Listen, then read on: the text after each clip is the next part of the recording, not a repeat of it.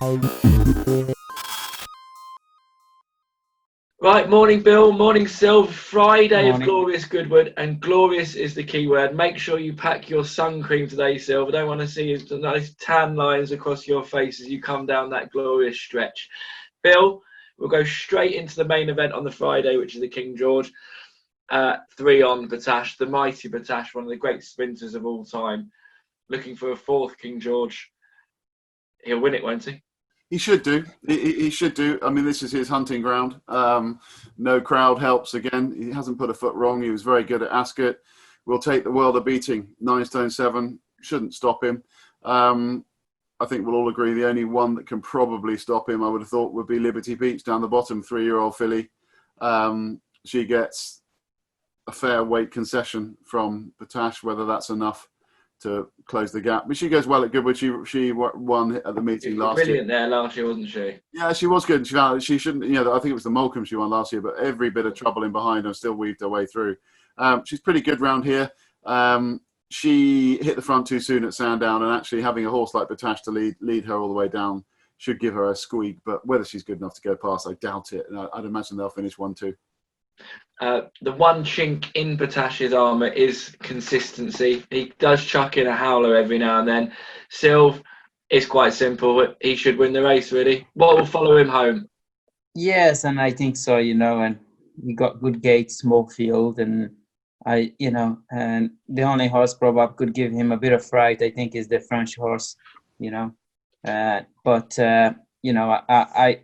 pick Batash and on top of them, Well, let's not waste any more time on a 3-on chance that we all think will win, because you don't get rich on 3-on chances. Hopefully bookmakers do, but we'll see how we go. Let's get back to the beginning of the card. We'll go through your rise strategically, and we'll try and find some winners at prices. The 110, the mile and 3 handicap, 0-90. You had a 3-year-old for Richard Hannon, who goes by the name of Mafia Power. Excellently named.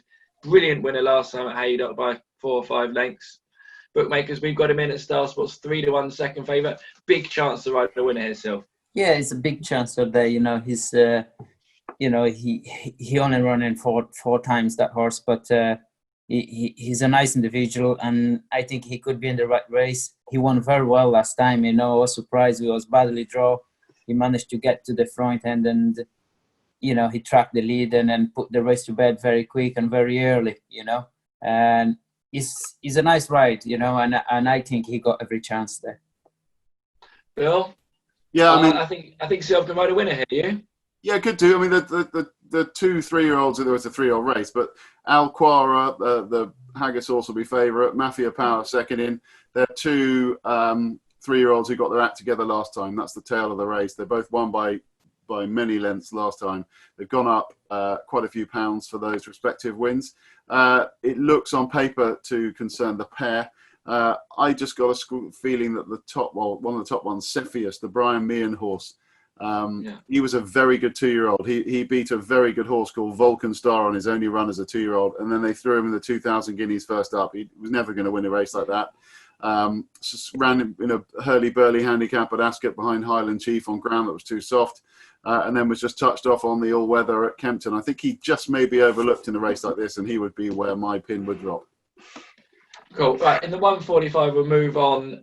Sylvia, you've not got a ride. The favourite is One Master, who he's been keeping high company. He's a 7-4 favourite in this race. 6th in the Diamond Jubilee, came 4th in the Falmouth. Cracking form. This looks his chance, isn't it, Bill? He's a she. He's a she. We're not editing it out. There's another one for the highlights reel, because believe you me, I've got a couple on both of you. If we can leave these in, I'm going to get you later in the week. You love getting the sexes wrong. This is not in nightclubs, Bill. Only with horses. Yeah, this is a great race. One Master.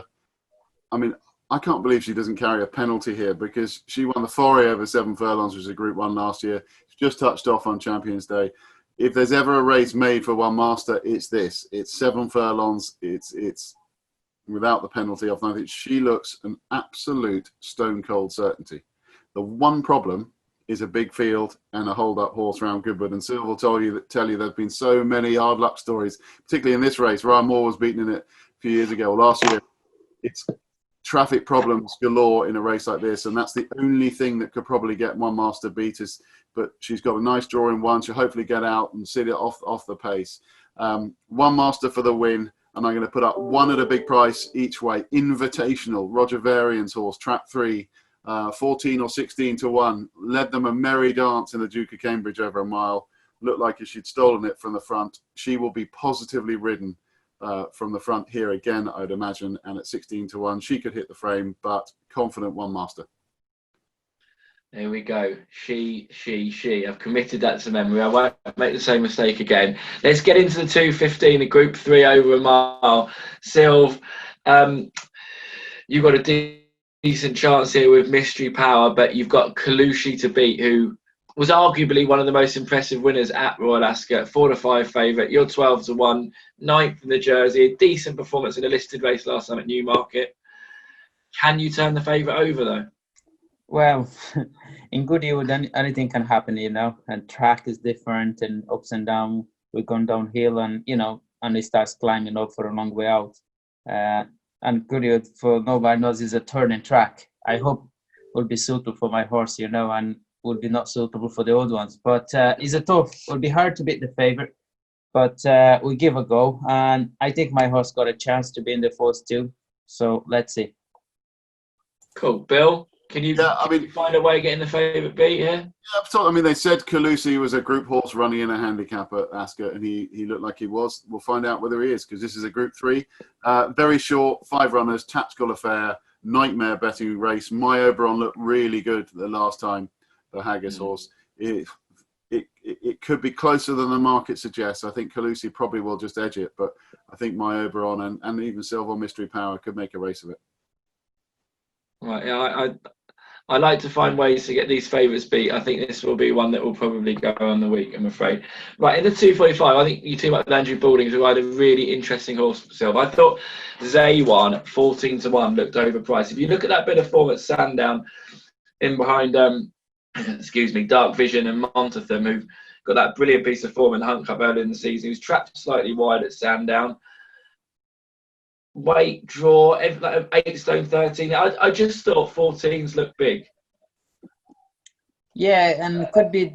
I thought he'll come to this race with a bit of, with less price. I thought he'll be like 6, 7 to 1 shot, But obviously he's 14. He's the double of the figures. But he ran a good race. He ran 4th behind Dark Vision. So and his.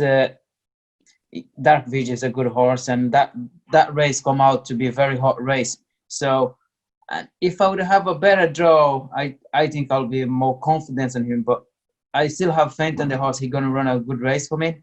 And, drawn 12 is not the ideal, but he's a hold-up horse, and he's plenty front run in this race.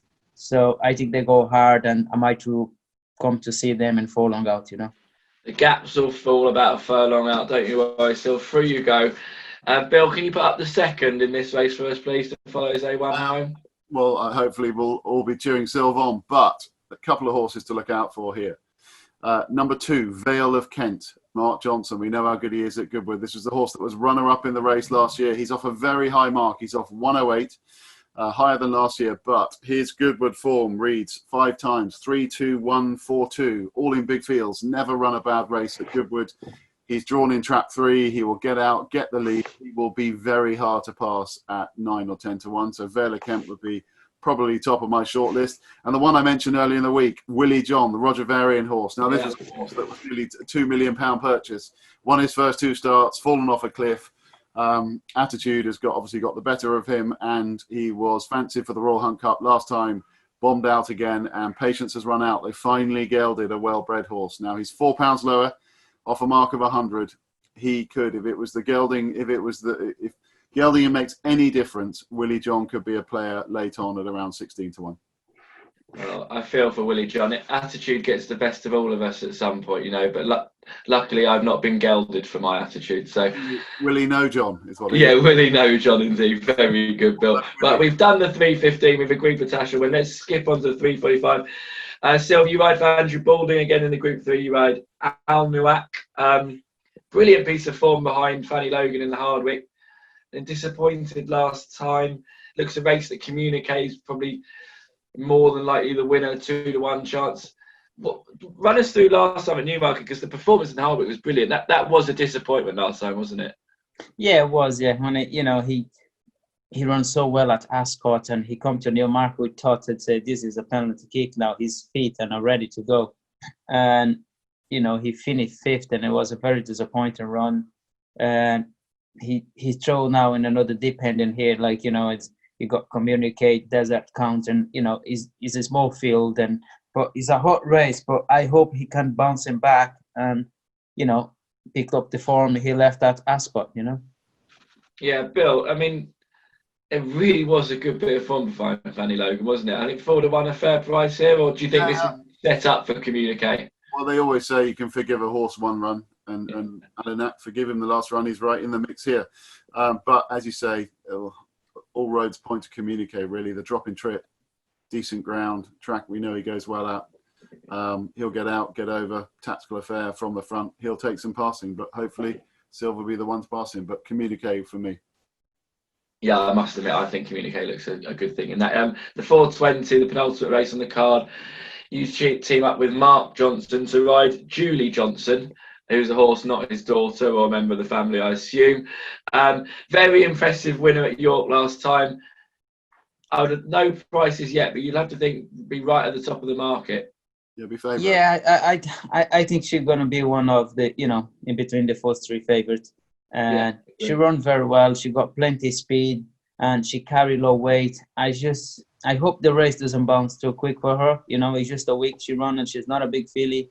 She kind of light frame filly, but it's a typical Mark Johnson's horse. They keep running, and they keep fine. So she find her form in last running. So, and I think she could go here this race with a good chance again. They keep running, they keep winning, and they keep winning at Goodwood, don't they? He loves it round there, Bill. And what price? And that's a very hard thing. I think she'll probably go a favourite, don't you? Yeah, I would have thought she'll probably be 7-2 favourite, or around that.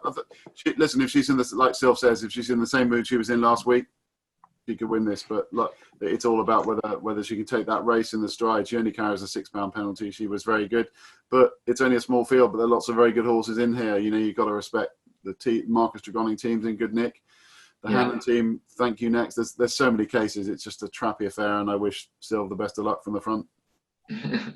Right, the 450 Fillies Maiden. Enough is good enough. What can either of you tell me about a horse that costs 440 grand? And then have you sat on the horse, Silv?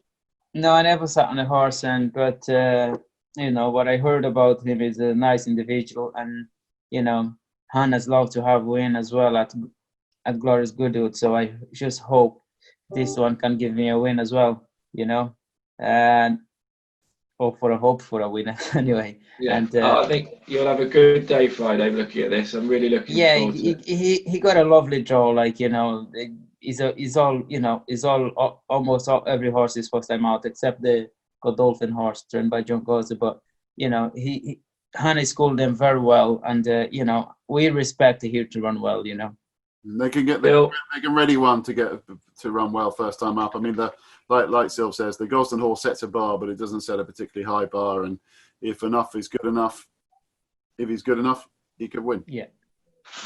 Right. So just to recap, we all think that Batash will probably win the big one. I think Zaywan will go well for you at a 14-1. Bill, give us one horse on the Friday, please. One horse on the Friday, probably the one master in the 145 would be the best bet with invitation. Oh, you had to bring her up, didn't you? You had to do it. He or she will be the best. Yeah, it will run well.